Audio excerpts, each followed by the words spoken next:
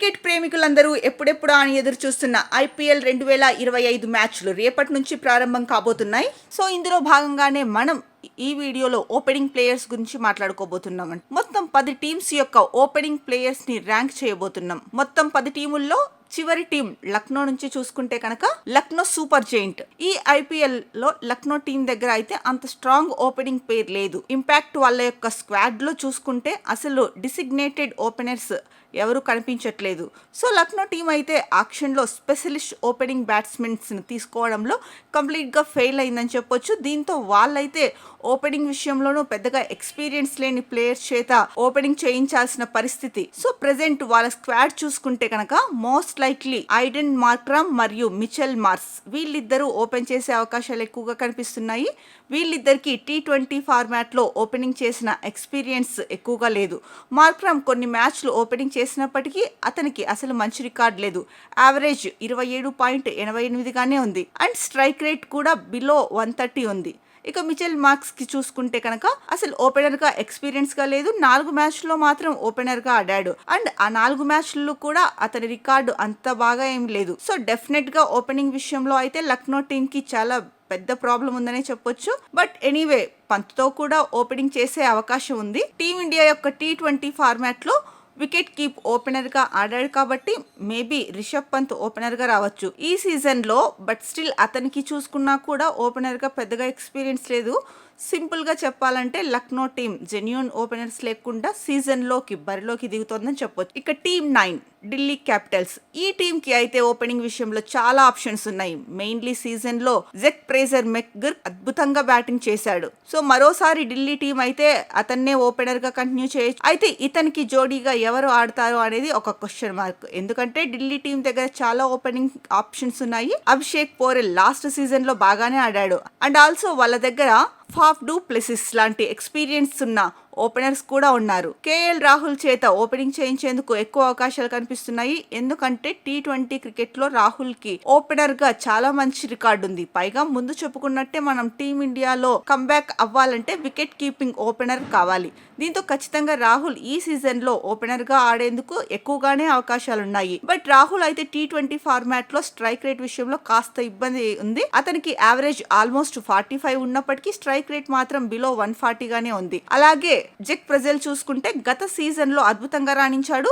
230 కంటే ఎక్కువ strike rate ఉంది. కానీ రీసెంట్ గా చూసుకుంటే మాత్రం అతని ఫామ్ చాలా దారుణంగా పడిపోయింది. ఐపీఎల్ తర్వాత అతనికి అసలు ఎలాంటి సక్సెస్ లేదు. సో ఓపెనర్ గా T20 ఫార్మాట్ లో JFM స్టార్ట్స్ అయితే దారుణంగా పడిపోయాయి. యావరేజ్ 15 ఉంది మరియు స్ట్రైక్ రేట్ కూడా 140లోకి వచ్చేసింది. బట్ ఇద్దరు గనక తమ పొటెన్షియల్స్ కి తగ్గట్టు ఆడితే ఖచ్చితంగా చాలా మంచి ఓపెనింగ్ పేర్ అవుతుంది. మెయిన్ గా JFM అగ్రెసివ్ రోల్ తీసుకుంటే కేఎల్ రాహుల్ ఇన్నింగ్స్ ని యాంకర్ చేస్తూ వెళ్ళిపోతాడు. బట్ ప్రాబ్లం ఏంటంటే వీళ్ళిద్దరూ ఫస్ట్ టైం కలిసి ఆడబోతున్నారు కాబట్టి ఈ ఓపెనింగ్ పేర్ ఎంతవరకు సక్సెస్ అవుతుందో చూడాలి. ఇక మరో టీం పంజాబ్ కింగ్స్ చూసుకుంటే కనుక PBSK టీం దగ్గర చాలా మంచి డీసెంట్ ఓపెనింగ్ పేరు ఉంది. ఎస్పెషల్లీ ఆ టీం యొక్క రెగ్యులర్ ఓపెనర్ ప్రభ్ సిమ్రాన్ సింగ్ గత కొన్ని సీజన్స్ చాలా బాగా కన్సిస్టెంట్ గా రాణిస్తున్నాడు. మెయిన్లీ పవర్ఫుల్ ప్లేలో PBSK టీం కి కావాల్సిన ఫ్లయింగ్ స్టార్స్ అందిస్తున్నాడు. సో ఫబ్రీ సిమ్రాన్ సింగ్ విషయంలో PSBK టీం కి పెద్దగా డౌట్స్ లేవు. బట్ అతన్ని పార్ట్నర్స్ ఎవరనేది ఒక క్వశ్చన్ మార్క్. పంజాబ్ టీం కి అయితే జోష్ ఇంగ్లీష్ మరియు మార్కస్ స్టోయినిస్ వీళ్ళిద్దరి రూపంలో 2 ఆప్షన్స్ ఉన్నాయి. But most likely Josh Inglis ని పిక్ చేస్తారనుకుంటున్నాం. ఎందుకంటే ఆఫ్ లైట్ చాలా మంచి ఫార్మ్ లో ఉన్నాడు. మెయిన్లీ T20 ఫార్మాట్ లో చితక్ కొడుతున్నాడు అండ్ ఓపెనర్ గా చూసుకున్నా అతనికి చాలా మంచి రికార్డు ఉంది. 30+ యావరేజ్ తో పాటు 150+ స్ట్రైక్ రేట్ ఉంది. అండ్ ముందు చెప్పుకుంటే ప్రభ్ సిమ్రాన్ సింగ్ కి చూసుకున్న చాలా మంచి స్టేట్స్ ఉన్నాయి. దీంతో ఖచ్చితంగా ఓపెనింగ్ పేర్ అయితే చాలా వరకు డేంజరస్ గా మారే అవకాశాలు ఉంటాయి. ఎస్పెషల్లీ ఇద్దరు కూడా పాకెట్ డైనమైట్ లాంటి ప్లేయర్స్, అంటే చాలా అగ్రెసివ్ గా బ్యాటింగ్ చేస్తూ ఉంటారు. బట్ జోస్ ఇంగ్లీష్ కి IPL కూడా ఆడిన ఎక్స్పీరియన్స్ ఎక్కువగా లేదు. అలాగే ఫస్ట్ టైం వీళ్ళిద్దరూ కలిసి ఆడబోతున్నారు. దీంతో ఈ ఓపెనింగ్ పేరు కూడా సెట్ అవ్వడానికి కాస్త టైం పట్టడానికి ఛాన్స్ ఉంది. ఇక మరొక టీం కోల్కతా నైట్ రైడర్స్. గత సీజన్ లో ఓపెనింగ్ విషయంలో చాలా వరకు సమస్యను సాల్వ్ చేసుకున్న టీం KKR. సో వాళ్ళైతే IPL 2024 లో కప్ గెలిచారంటే ఓపెనర్స్ పాత్ర గట్టిగానే ఉంది. మెయిన్లీ సునీల్ నరైన్ ఓపెనర్ గా బ్రిలియంట్ బ్రిలియంట్ కంబ్యాక్ ఇచ్చాడు. గత సీజన్ లో చాలా రన్స్ చేశాడు. సో దీంతో మాత్రం ఈసారి ఖచ్చితంగా కేకేఆర్ టీం అతన్ని ఓపెనర్ గా కంటిన్యూ చేయొచ్చు. బట్ అతని పార్ట్నర్ విషయానికి వస్తే మాత్రం ఈసారి ఫిల్ సాల్ట్ లేడు. వాళ్ళైతే క్వింటన్ డి కాక్ మరియు రెహ్మనుల్లా గుర్బాజ్ వీళ్ళిద్దరిని తీసుకున్నారు. సో వాళ్ళకి సునీల్ నరైన్ ఎలా ఒక ఎక్స్పోజివ్ బ్యాట్స్మెన్ కాబట్టి మరి వీళ్ళిద్దరిలో మోస్ట్ లైక్లీ క్వింటన్ డీకాక్ ని ఓపెనర్ గా ఆడిస్తారేమో అనిపిస్తోంది. ఎందుకంటే డికాక్ గుర్బాస్ తో పోలిస్తే చాలా కన్సిస్టెంట్ బ్యాట్స్మెన్. వాళ్ళకి సునీల్ నారాయణ ఎలా ఒక ఎక్స్పోసివ్ బ్యాట్స్ కాబట్టి మరి ఎండ్ లో ఉండే బ్యాట్స్మెన్ యాంకర్ ఇన్నింగ్స్ ఆడే బ్యాట్స్మెన్ కావాలనుకుంటుంది. దీంతో ఇనీషియల్ గా క్వింటన్ డీకాక్ ఏ ఛాన్స్ ఇవ్వచ్చు. ఒకవేళ అతను ఫెయిల్ అయితే అప్పుడు గుర్బాజీ వస్తాడు. సో నరైన్ మరియు డీకాక్ అయితే T20 ఫార్మాట్ లో ఓపెనర్ గా ఆడిన ఎక్స్పీరియన్స్ చాలా ఎక్కువగా ఉంది. ఒకరు అగ్రెసివ్ గా ఆడితే మరొకరు ఇన్నింగ్స్ ని కన్స్ట్రక్ట్ చేసుకుంటూ వెళ్తారు. బట్ ఓపెనింగ్ పేర్ అయితే లాస్ట్ టైం ఉన్నంత స్ట్రాంగ్ గా అయితే ఉండకపోవచ్చు. గత సీజన్ వాళ్ళకి సునీల్ నరైన్ మరియు ఫిల్ సాల్ట్ ఇద్దరు వండర్స్ క్రియేట్ చేశారు. కానీ ఈసారి చూసుకుంటే మాత్రం ఆ లెఫ్ట్ అండ్ రైట్ కాంబినేషన్ లేదు.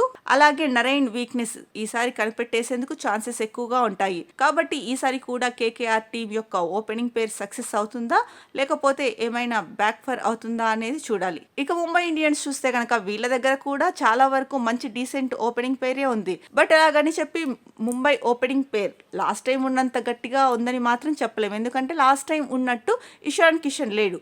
సో ముంబై టీం అయితే ఆబ్వియస్లీ ఒక ఓపెనర్గా రోహిత్ శర్మని కంటిన్యూ చేస్తారు. అండ్ లాస్ట్ టైం అయితే చాలా బాగా పెర్ఫామ్ చేసి సిఎస్కే టీం మీద సెంచరీ కూడా కొట్టాడు. కానీ ఈసారి చూసుకుంటే మాత్రం అతనికి ఓపెనింగ్ పార్ట్నర్ మారబోతున్నాడు. సో ముంబై టీం అయితే యాక్షన్లో విల్ జాక్స్ మరియు ర్యాన్ రికెల్టన్ ఇద్దరిని తీసుకున్నారు. బట్ వీళ్ళిద్దరూ ఎవరిని ఓపెనర్గా ఆడిస్తారు అనేది అయితే కనుక ఒక ప్రశ్నలాగా ఉంది. మొదట్లో అయితే కనుక ఒకవేళ విల్ జాక్స్ని ఆడిస్తారేమో అనుకున్నారు. బట్ నాకైతే మేబీ ముంబై టీమ్స్ ర్యాన్ రికెల్టన్తో వెళ్తారేమో అనిపిస్తోంది. ఎందుకంటే రీసెంట్గా అతని ఫామ్ చాలా బాగుంది. మెయిన్లీ T20 ఫార్మాట్లో ఓపెనర్గా అతనికి ఎక్స్పీరియన్స్ కూడా ఉంది. అలాగే మంచి రికార్డు కూడా ఉంది. 30+ యావరేజ్తో పాటు 140+ స్ట్రైక్ రేట్ ఉంది. పైగా తను లెఫ్ట్ హ్యాండ్ బ్యాట్స్మెన్ కాబట్టి లెఫ్ట్ రైట్ కాంబినేషన్ కూడా మెయింటైన్ అవుతుంది. సో ఆబ్వియస్లీ మనమైతే రోహిత్ శర్మ గురించి ప్రత్యేకంగా చెప్పుకోనవసరం లేదు.